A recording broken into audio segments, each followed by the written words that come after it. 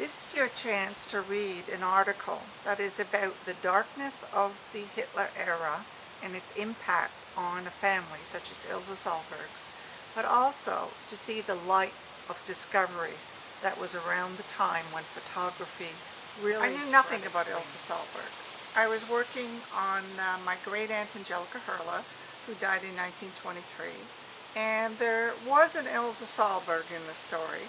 She was the partner of Anton Raderscheit for 13 years. But then one day, out of the blue, I got a phone call from a woman called Amy Shatton. And it turns out that Amy was the granddaughter of Ilse Salberg. Well, that was the beginning of a great adventure. I had an exhibition in 2009 that I was working on for the Art Gallery of Ontario and for the Museum Ludwig on Angelica Hurla. But in spite of that, I got on the plane and went to Atlanta, Georgia to meet Amy Shatton.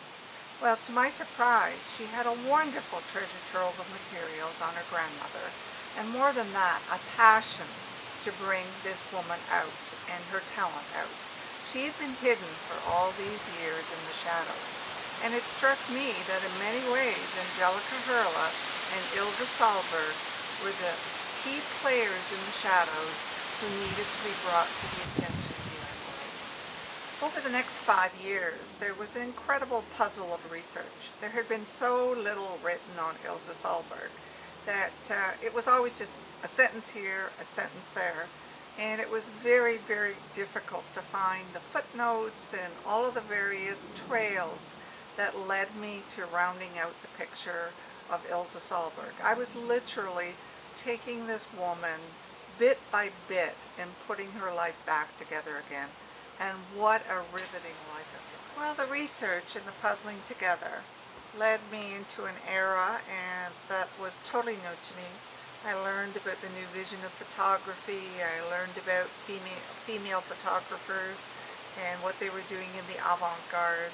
I went right into the Parisian art scene and the photography scene, and it was a fascinating world that was overshadowed by Hitler and what was going on with the Nazis.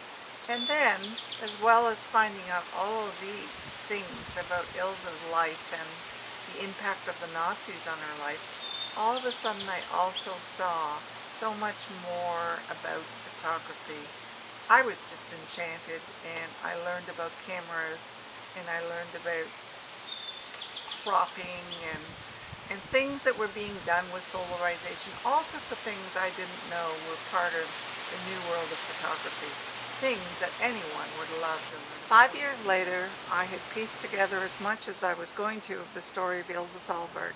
So my article was ready, and you know what? I was really proud of it, because finally Ilse Salberg, who died in 1947, was being brought to the world.